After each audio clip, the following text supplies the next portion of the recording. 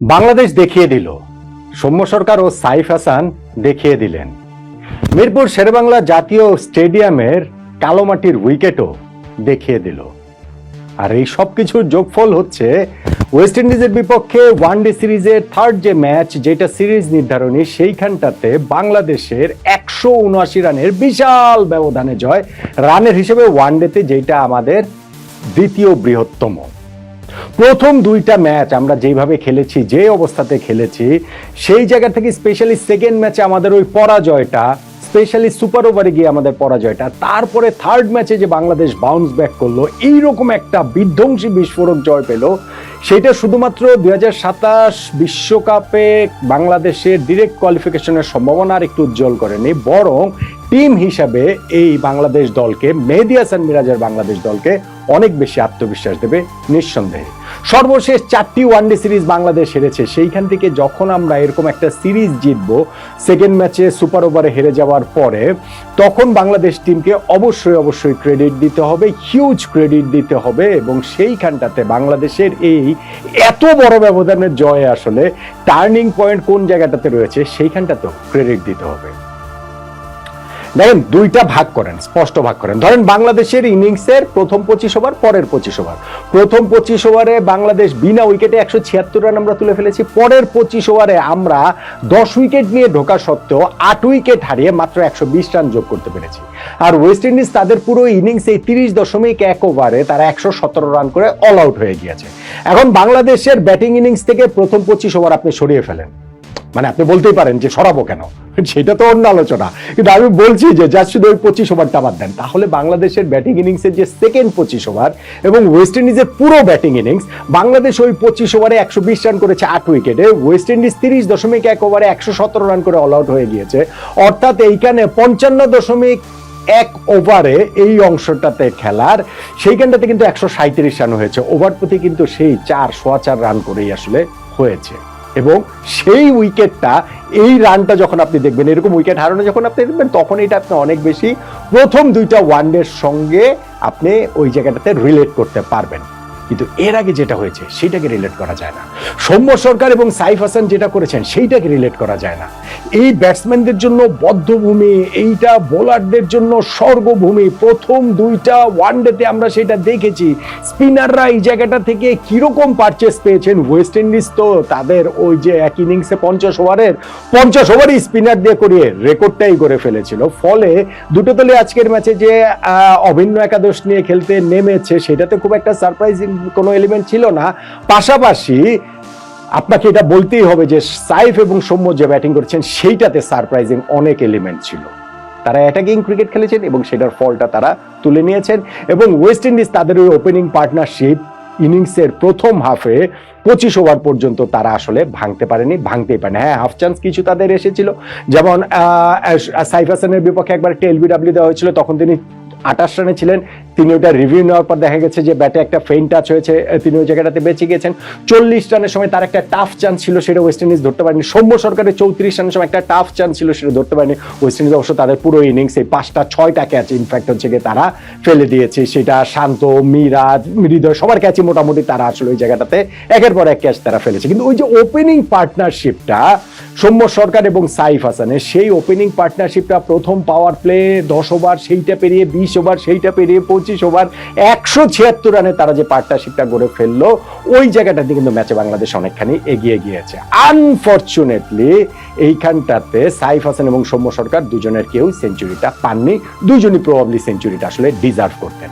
সাইফ হাসানের ওয়ানডে ক্যারিয়ারে ফার্স্ট 50টাতে তিনি 72 বলে 80 রান করার পরে তিনি আউট হয়ে গিয়েছেন। 6টা ছক্কা এবং 6টা চার তিনি মেরেছেন। আর সৌম্য সরকার আরো খানিকটা এগিয়ে গিয়ে 86 বলে 91 রান করার পর 90s ঢুকে তিনি আসলে আউট হয়েছেন। ফলে সেঞ্চুরিটা তিনিও মিস করেছেন। আর এই প্রথম যখন পার্টনারশিপটা ব্রেক হলো, এই দুজন পর আউট হয়ে গেলেন, বাংলাদেশ তারপরে কিন্তু পরের অংশের ব্যাটিংটাতেও স্ট্রাগল করেছে মোটা দাগে, আপনি সেটা অবশ্যই বলতে পারেন।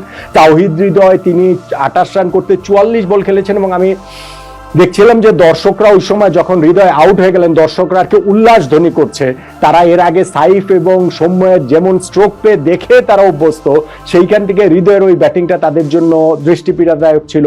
তারপরে গিয়ে অন্য ব্যাটসম্যানদের মধ্যে অঙ্কন বলেন, এই ম্যাচে ঋষাদও হচ্ছে গিয়ে সেরকম কোনো কিছু করতে পারেননি।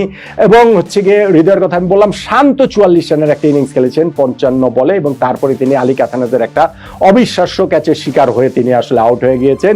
তার টপেজ হয়ে গেছিল আফানেজের বোলিংয়ে, তিনি পেছনে মিড অফের দিকে দৌড়ে গিয়ে ঝাঁপিয়ে পড়ে যেভাবে ক্যাচটা ধরেছেন, এইটা আসলে এই সিরিজের বেস্ট ক্যাচ। এই ক্যাচটার কথা আমাদের আসলে মনে রাখতে হবে অনেক দিন। সো এর বাইরে কিন্তু আমাদের আসলে ওইরকম কন্ট্রিবিউশন খুব একটা আর নেই। ওয়েস্ট ইন্ডিজের আকিল হোসেন তো একেবারে 3 উইকেটও পেয়েছিলেন ইনিংসের 46 নম্বর ওভারে। শেষ দিকে কিন্তু মনে হচ্ছিল যে আমরা কি অল আউটই হয়ে যাই কিনা। যাক, নুরুল হাসান সোহান 8 বলে অপরাজিত 16 এবং আমাদের ক্যাপ্টেন মেহেদী হাসান মিরাজ 17 বলে 17, যিনি এই ম্যাচটাতে প্রভাব বিখ্যাত 9 নম্বরে নেমেছেন ব্যাটিং করতে। সো ওইটাতেই আমাদের স্কোরটা 296 পর্যন্ত যায়। কিন্তু যখন আপনি ওপেনিং পার্টনারশিপে 176 রান 25 ওভারে তুলে ফেলবেন, তারপরে অন্তত পক্ষে 300 না হওয়াটাও ডিসঅ্যাপয়েন্টিং। কিন্তু বাংলাদেশ যেভাবে বোলিং করেছে তাতে করে ওই ডিসঅ্যাপয়েন্টমেন্ট আর থাকছে না। ডিসঅ্যাপয়েন্টমেন্ট আপনি অন্য দিক দিয়ে বলতে পারেন যে আমরা পাওয়ার প্লেতে ওদের 3টা উইকেট তুলে নিয়েছি, 3টা উইকেটে তুলে নিয়েছেন নাসুম আহমেদ, এবং তার যে ফার্স্ট স্পেলটা 6 ওভার বোলিং করে 11 রান দিয়ে 3 উইকেট তিনি নিয়েছেন। এরপরে আমাদের ওইখানটাতে তানভীর উইকেট পেয়েছেন 2টা, মিরাজ তো উইকেট পেয়েছেন 2টা, ঋষাদ 3টা উইকেট পেয়েছেন, এবং তাতে করে ওদের 117 রানে আমরা অল আউট করে দিয়েছি। কিন্তু 100-র মধ্যে কেন পারলাম না? মানে আপনি চাইলেও বলতে পারেন 67 রানে ওদের আমরা 7 উইকেট তুলে ফেলেছিলাম, 97 রানে 9 উইকেট ফেলে দিয়েছিলাম, 100-র মধ্যে ওদের অল আউট করে দেওয়া সম্ভব ছিল। সেই ক্ষেত্রে আমরা আমাদের ওয়ানডে ইতিহাসে রানের হিসাবে সবচেয়ে বড় ব্যবধানে জয়টা পেতাম, সেটা হয়নি। কিন্তু স্টিল ওদেরকে 117 রানে যখন অল আউট করে দিয়েছি, মিরাজ একটা বিউটিফুল ডেলিভারিতে যখন ওইখানটাতে ওয়েস্ট ইন্ডিজের লাস্ট ব্যাটসম্যান আউট হয়ে গেলেন, এই জায়গাটা থেকে কিন্তু আমরা জয় পেয়ে গেছি 179 রান। আমাদের ইনিংসে ইন্টারেস্টিংলি ওয়েস্ট ইন্ডিজের ইনিংসে তারা কিন্তু আজকে ওই গ্রিপসকে দিয়ে, জাস্টিন গ্রিপসকে দিয়ে, পেসারকে দিয়ে বোলিং করিয়েছে, কিন্তু আমাদের ক্যাপ্টেন মেহেদী হাসান মিরাজ, আমরা যে 30.1 ওভারে ওদেরকে অল আউট করে দিলাম, সেইখানটাতে আমাদের যিনি পেসার মুস্তাফিজুর রহমান, তাকে দিয়ে কিন্তু 1 ওভারও আসলে করানো হয়নি।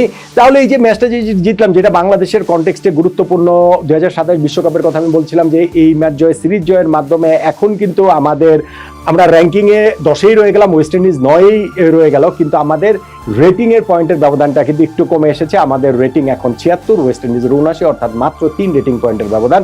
এই ম্যাচটা হেরে গেলে সেটা 8 হয়ে যেত, আমাদের জন্য অনেক টাফ হয়ে যেত। ফলে 2027 বিশ্বকাপটা আবার সরাসরি কোয়ালিফাই করার একটা সম্ভাবনার জায়গাটা বাংলাদেশে তৈরি হলো, তার চেয়ে বেশি তৈরি হয়েছে আসলে টিম হিসাবে বাংলাদেশকে নতুনভাবে আবার রিবিল্ড করার একটা সুযোগ। এরকম বিশাল ব্যবধানে ম্যাচ জয় এবং সিরিজ জয় বাংলাদেশকে এনে দিয়েছে। ম্যাচের টার্নিং পয়েন্ট কোনটাকে বলবেন? দেখুন, আমি আলোচনার শুরুতে একটা কথা বলেছিলাম যে আপনি বাংলাদেশের ব্যাটিং ইনিংসের পরের 25 ওভার এবং ওয়েস্ট ইন্ডিজের ব্যাটিং ইনিংসের পুরোটা 30.1 ওভার যে তারা ব্যাটিং করেছে, এই অংশটুকু যদি নেন, সেই অংশটুকু অ্যাবসলিউটলি প্রথম 2টা ওয়ানডের মতো।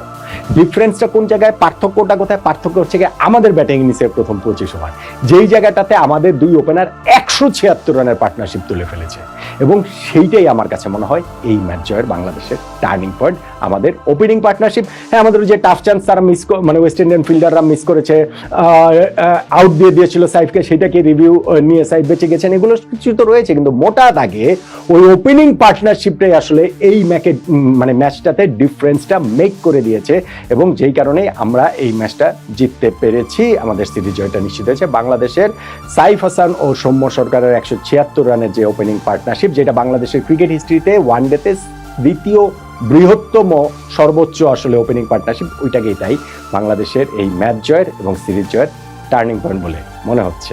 আপনি নিশ্চয়ই আমার সঙ্গে একমতই হবেন নাকি?